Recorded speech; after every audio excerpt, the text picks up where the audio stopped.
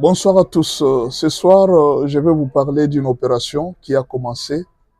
Et vous allez voir ça, c'est une opération qui va prendre peut-être beaucoup de temps. Peut-être vous allez vous sentir que non, ça devient gênant, c'est dérangeant. Beaucoup de personnalités vont sortir maintenant. L'opération s'appelle Sauvons Kagame. Sauvons Kagame et le Rwanda. Au fait, il faut reconnaître quand même que dans les cadres de la mafia, Kagame a rendu service à plusieurs personnes, notamment les Obasanjo, beaucoup de gens. Maintenant, tous ceux qui ont profité de Kagame, maintenant là, ils doivent se réunir, ou alors ils se sont déjà réunis, que ce soit les anciens présidents africains, que ce soit les anciens politiciens. Maintenant, ils doivent se réunir, ils doivent faire quelque chose pour sauver Kagame. Parce que Londres vient de lâcher Kagame, les États-Unis viennent de lâcher Kagame. Il y a la France qui peine aussi à les soutenir parce que la France a des problèmes très sérieux. Mais alors, le problème, c'est quoi? Il faudra à tout prix qu'on puisse sauver Kagame des sanctions américaines et puis des sanctions londoniennes. Je ne sais pas si vous avez appris que Londres veut aussi pousser très loin. On veut faire l'audit sur l'argent qu'on lui a envoyé pour les enfants. Chaque année, chaque mois, Kagame a voulu présenter au monde qu'il était le plus fort. Sanction, sanction, go to the hell, aller au diable.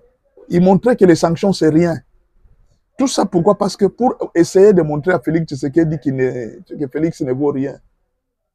Si Kagame avait écouté même les conseils qu'on lui disait chaque jour, tu ne vois pas ce qui est arrivé à Mobutu, les Occidentaux ne sont pas bons. Il y a une chanson que HK ne cesse de mettre chaque jour. Chaque fois que HK Today commence son émission, il met une chanson. Polo, Polo, Suivez très bien la chanson de HK.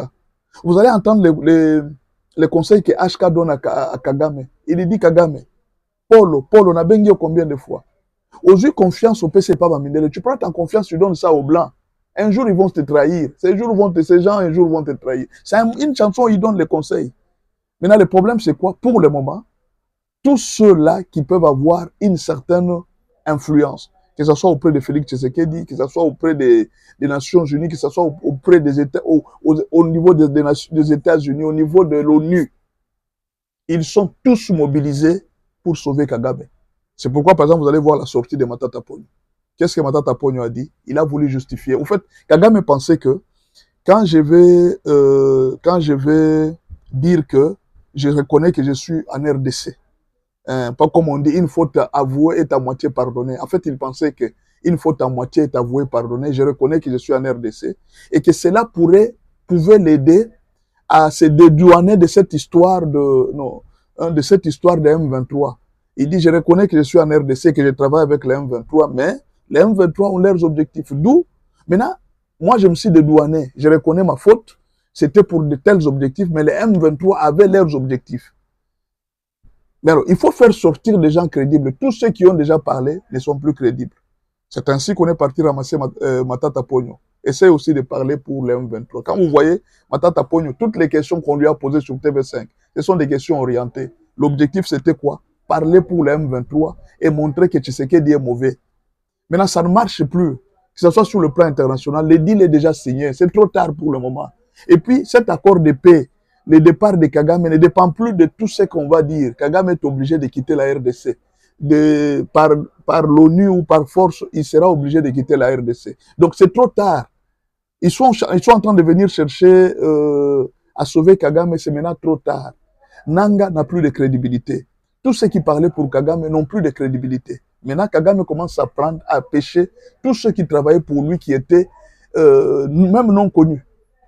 Alors, imaginez par exemple celui qui vient de sortir ici, Balan, qui, je crois, l'ancien conseiller du chef de l'État. Le monsieur qui est en chapeau noir là. Lui aussi vient de sortir aujourd'hui, il va au M23. Matata Ponyo venait de parler il n'y a pas longtemps. Vous pensez que tout ça c'est un hasard? Matata Ponyo parle sur TV5, le lendemain c'est Ibalan qui sort, qui devient lui aussi M23. Vous pensez que c'est un hasard? Non. C'est une opération Sauvons Kagame, Sauvons Kabila. C'est cette opération qui est là. Il faut à tout prix qu'on arrête les sanctions sur Kabila. Il faut à tout prix que Félix Tshisekedi arrête la condamnation sur Kabila. Il faut à tout prix que Félix cesse les poursuites, qu'on n'amène pas Kabila à la CPI, que la RDC ne puisse pas faire. Alors, on est en train de faire, mais il le faut encore d'une très mauvaise manière. La question qu'il faut se poser est comment expliquer qu'un cadre qui n'a pas envié le M23, qui connaît que le M23 va vers la chute, comment aujourd'hui peut se proclamer d'être du M23? C'est que quelque part, il doit y avoir une menace de Kagame pour dire que si vous ne parlez pas, soit je vais publier vos vidéos, vos sectapes qui sont quelque part, je les publie en public et vous serez humiliés, ou soit ils avaient déjà signé un pacte de la mort, comme d'habitude. Tu as signé un pacte. Parce que tous ces gens-là, Kagame les fait signer, hein. Kagame ne joue pas. Il vous fait signer. Vous êtes obligé de signer, vous dites que non, voilà, nous acceptons de vous soutenir. Les jours où nous allons trahir, nous allons mourir. Alors, ce sont les gens qui signent de tels pactes. Mais alors, si on te rappelle, on te dit que non, voilà, tu avais signé le pacte, que tu vas nous soutenir. Si toi, tu ne viens pas, tu vas mourir. Mais alors, quelqu'un se rappelle, on te rappelle, on dit, c'est à toi, c'est le moment aussi de parler. Donc, rien n'empêche que vous allez voir d'autres visages qui vont sortir demain. Parce que pour le moment, c'est l'opération Sauvons Kagame. Il y a même certains autres politiciens qui vont sortir. Il y a même des gens que vous n'avez jamais suspectés. Vous allez les voir sortir aussi, d'entrer dans l'opération Sauvons Kagame. C'est une opération qui a commencé. Parce que Kagame, sur le plan international, sur le plan soutien, parce que le Rwanda vit de 50% de l'aide internationale. Pour le moment, cette aide internationale est en train d'être coupée. Et aujourd'hui, elle ne peut pas seulement être coupée, elle peut même être suivie de poursuites judiciaires. De sorte qu'on peut arrêter Kagame pour avoir détourné l'argent du pays. Vous comprenez? Et alors, quel est le nombre de morts? Comptez le nombre de tout ça. Si Kagame écoutait Félix dès le départ, si Kagame pouvait seulement écouter Félix, quand il lui avait proposé, on fait les affaires, on arrête la guerre, Kagame n'avait pas voulu écouter. Et s'il écoutait Félix, peut-être aujourd'hui on ne serait pas arrivé là. Il s'est entêté. Il était très sûr que non, j'ai l'armée et j'ai tout ça. Bon, d'accord, comme tu as l'armée, on se bat alors. Et il était très sûr qu'autour de Félix, là, on pouvait l'éliminer facilement. La mort d'une personne ne dépend que de Dieu. Félix s'est confié en Dieu. Félix, c'est vrai. Vous avez dit, beaucoup de gens ont dit que Félix n'est pas fort, il n'est pas compétent. Oui, c'est vrai. Sa compétence, c'est Dieu. Son intelligence, c'est Dieu. Sa force, c'est Dieu. Tout, c'est Dieu chez lui. C'est Dieu qui l'a aidé. Tout ce que vous voyez, Félix, là, c'est Dieu. N'eût été Dieu, Kagame était très puissant. Kagame avait des réseaux terribles. Imaginez, par exemple, quelqu'un comme Ibalanki ici. Il était proche de... Mais il pouvait éliminer Félix, il pouvait même l'empoisonner. Comment ce monsieur, aujourd'hui, se présente comme d'être d'un M23? Non, ce n'est pas aujourd'hui. Il a toujours été. Ce qui fait que Félix était entouré de toutes sortes de M23 autour de lui. De gens qui n'ont jamais réussi. Félix a déjà rencontré même des anciens présidents qui étaient M23. Non, M23, ce n'est pas un problème de rébellion. C'est un système mafieux où il y a encore plusieurs personnes qui sont dedans. Vous voyez un peu? Mais alors, l'opération qui est là, c'est l'opération Sauvons Kagame. Vous allez voir qu'il y aura beaucoup de sorties médiatiques. Kagame est en train de se battre, même avec son dernier souffle. Il va se battre en dernière minute, toquer partout. Il va faire sortir d'autres personnes qui se cachaient encore. Peut-être demain, vous allez apprendre un autre nom. Vous regardez comme ça, même lui aussi était M23. Oui, il y en a encore beaucoup ici qui étaient M23, que Kagame va obliger de sortir. Sinon, je vais publier. Bah, c'est ça son habitude. Tu joues, je publie. Tu joues, je publie. C'est ça le problème où on a dit que, bon, parfois, il y a des gens qui sortaient avec certaines femmes.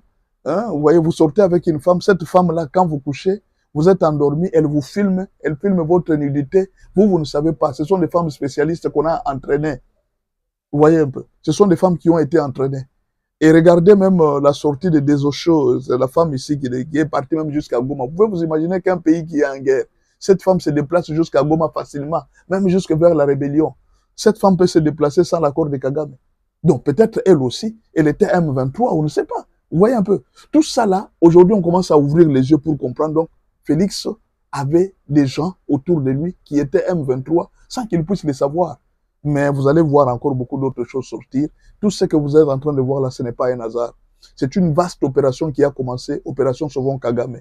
Ils vont passer dans des médias, ils vont parler, ils vont dire tout ce qu'ils vont dire en bien de Kagame et en mal de Félix Tshisekedi. Ils vont chercher encore davantage à détruire Félix Tshisekedi, mais l'opération reste la même, Sauvons Kagame. Et même les dialogues qu'ils sont en train de réclamer, les dialogues, en fait, le nom du dialogue qu'ils réclament, c'est les dialogues qui s'appellent Sauvons Kagame. Donc ils vont chercher à tout prix à sauver Kagame pour qu'il ne coule pas dans les sanctions et qu'il ne finisse pas en prison. Parce qu'ils savent que là, pour la guerre, ils ne peuvent plus compter sur la guerre. Pour la guerre, ils ne peuvent plus compter. Mais maintenant là, même si nous ne pouvons plus gagner la guerre, au moins qu'on puisse sauver Kagame de toutes ces sanctions. Bon, c'est une dernière bataille. Espérons qu'ils vont réussir. Bonne chance à eux. Mais nous continuons à nous battre pour nos frères qui sont